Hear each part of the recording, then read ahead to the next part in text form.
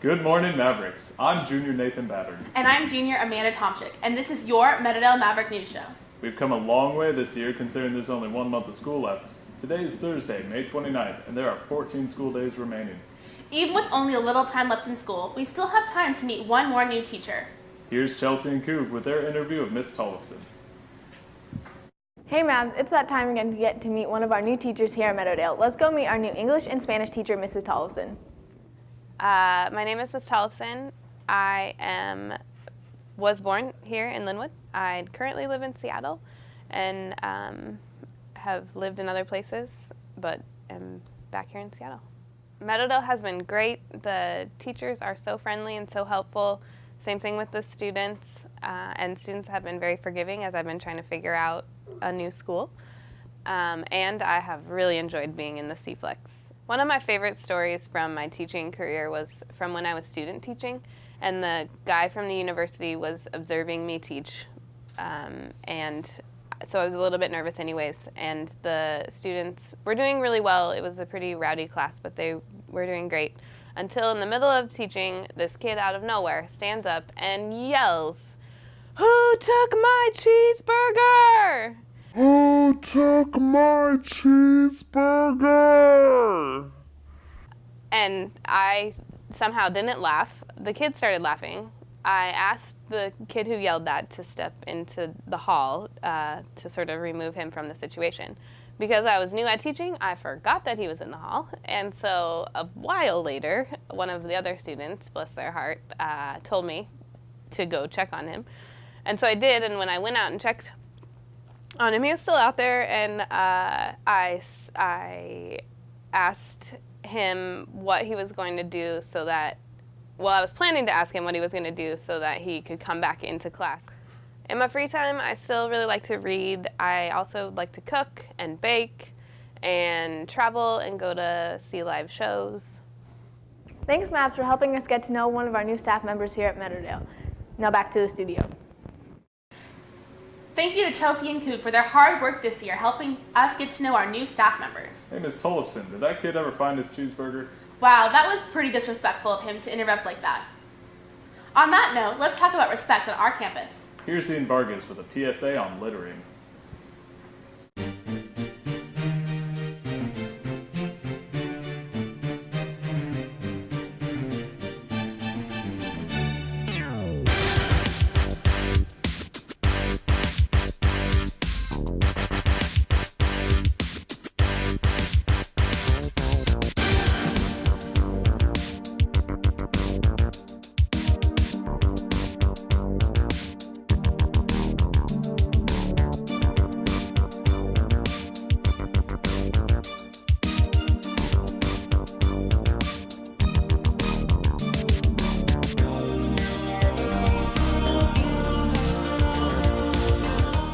Shout out to Ian for his reminder about keeping our campus clean. Congratulations to all of our amazing spring athletes this year. And good luck to any athletes that are competing in the state tournaments this weekend. Here's Chris and Angela with their wrap-up of spring sports. Hey Mavericks, it's time for your 2014 Spring Sports Wrap-Up. Where are we going first? We're going to go right down to boys soccer. These boys have been putting in the hard work, kicking up the goals, and having an overall streak of 11-7 completing their season. On the diamond, the Lady Mavs softball team had a great season, winning 13 games, making them undefeated for the regular season and qualifying them for state. Let's run on to home base with the boys baseball team, coached by Hummel, Pavas, and Warner. These boys have been working hard, hitting balls out of the park and running bases, stealing like no other. They ended their season with a 13-10 win-lose streak. Let's go over to the Queens of the Court. Ready, set, love. We love our Lady Mavs tennis team as they had a win-lose streak of 6-10 this season. The men's golf team had a total standing of 1,971 points at the end of their regular season, making them the best in Westco 3A. This year, we had Anna Maria Beal, Annalise Blanchard, Bethany Kimball, and Morgan Rude competing in the District 1 Championship for girls golf. Our boys and girls track and field team have been running, jumping, throwing, and sprinting like no other. We had our boys taking first place in the Terrace Invite, which was first in quite a while. Despite many injuries, they managed to hurdle over many obstacles. And that, my horsey friends, is your 2014 Spring Sports Wrap-Up. Thanks to all the coaches and athletes who worked so hard this year. Speaking of working hard, here's senior Cassandra Wright with a piece on the South Sudanese conflict. Hi, I'm Cassandra. I want to talk about South Sudan, but first, the South Sudanese conflict is awfully complex, and I'd just like to apologize in advance for anything I miss, oversimplify, or just get completely wrong. Alright, okay, let's go. So, this is South Sudan, the world's youngest country. Despite its name, South Sudan isn't actually a part of the Sudan region at all. It's actually a part of Sub-Saharan Africa, where it has the third largest oil reserves in the region. It's the world's fastest growing economy, as well as the world's least developed country, lacking severely in the ways of infrastructure.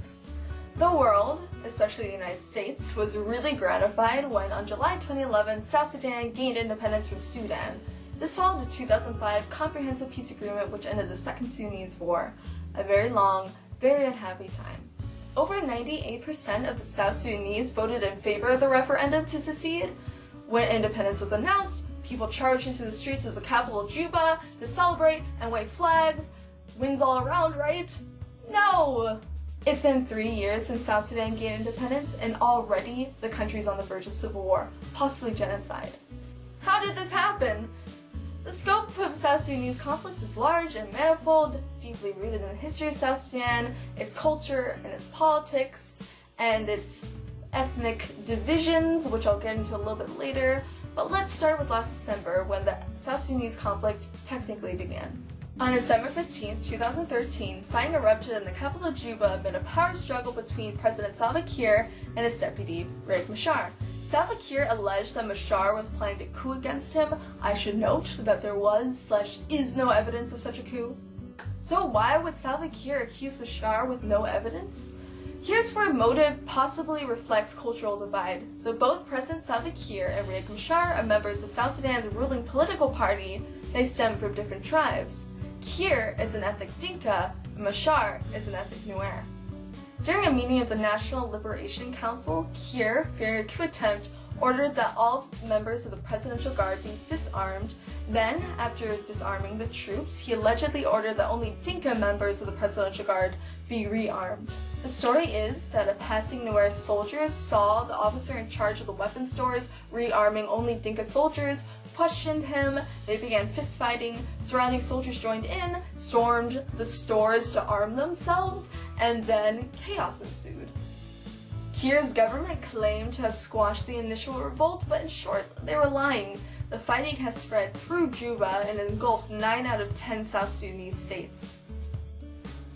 After the initial mutiny, the rebels advanced to Jonglei, a region historically marred by ethnic conflict where Riek Machar claims they have captured its capital Bor and the capital of Unity State, Bentiu.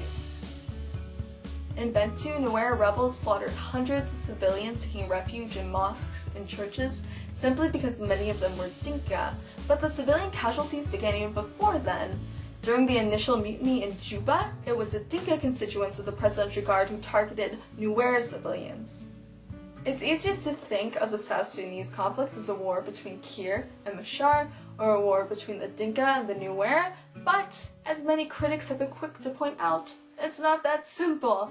Think of it this way, though.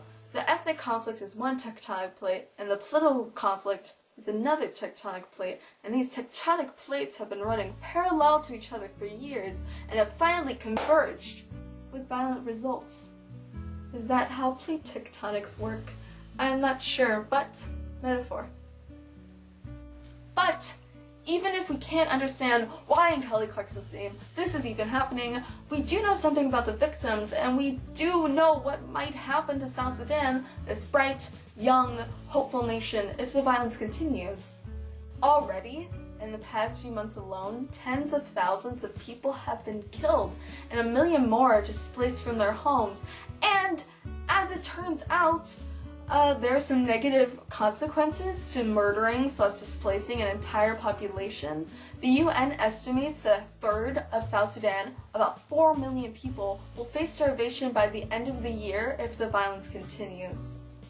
Right now, farmers should be planting crops, but instead, they're fleeing their homes and their livestock because if they stay home, they might die. So far, Kiir and Machar have signed 2 ceasefire deals, both which promptly disintegrated hours after they signed it because neither expected the other to honor it. Alright, if you're looking for somebody to blame for the South Sudanese conflict, these guys, oh my gosh, these guys.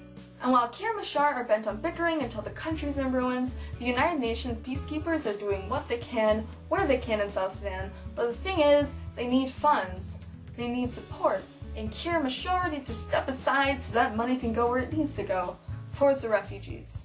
Thank you so much for watching. I'm sorry you had to stare at my stupid face for this long. I love you. Goodbye. If you want to learn more about the South Sudanese conflict, Wikipedia has some good resources. And if you're looking to donate, please visit savethechildren.org/South Sudan. And I don't know, tweet about it. Thanks, Cassie, for that in-depth look at another part of the world. Keeping with that trend, this month Alexandra and Renati bring you a presentation of the best in cultural fashion that Meadowdale has to offer. Hey Mavs, let's take a look at some cultural fashion modeled by our very own MHS students. Hi, my name is Teresa Ho, and I'm wearing traditional Vietnamese clothing. Women's clothing has changed very little since the 19th century. This dress, the awai, is worn by women to church, to school, or casually on the street. Even though it is flowy, the dress focuses on the curvatures of whoever wears the dress. Hello, my name is Layla Magesha and I'm a sophomore. I'm from Ethiopia and my family is Tigray. This is a traditional Ethiopian dress that is actually really modern. Today women have modernized the traditional Ethiopian clothing by adding colorful embroidery, shortening the hem, and sometimes adding sparkles for a little extra shine. Thank you to all the models who showed off their culture and traditional clothing. Wow, those dresses are stunning. I couldn't agree more. Spring has sprung, summer is starting, and love is in the air. Prom is on Saturday if you still need an emergency date. Well, Ronnie and Nay have been hard at work trying to ignite some romance around the school. Let's see how they did. If beauty were an hour, you'd be a second. Wow, somebody smells amazing. Did you fart? Do you have the time to write my number down? Hi, the voices in my head told me to come talk to you. There's this movie I wanted to see. Do you want to go with me? Or nah? I would marry your cat just to be in the family. You're so hot, you make the sun jealous. Hey, you see my friend over there? Yeah. She wants to know if you think I'm cute. My love for you is like diarrhea. I can't hold it in. Hey, I would live in your socks so I could be with you every step of the way. Thank you. Hey, are you guys gonna kiss me or do I have to lie to my diary again? Is y'all daddies from another planet because planet Earth ain't got no one like y'all? Woo! I'll definitely be trying some of those pickup lines in the near future. Well, Mavs, that concludes our May 2014 show. Don't forget tomorrow at 9:15 we'll be having the Department Awards Assembly. It will also be a 135 day. This is the Maverick News Show, signing off. Stay classy, Mavs.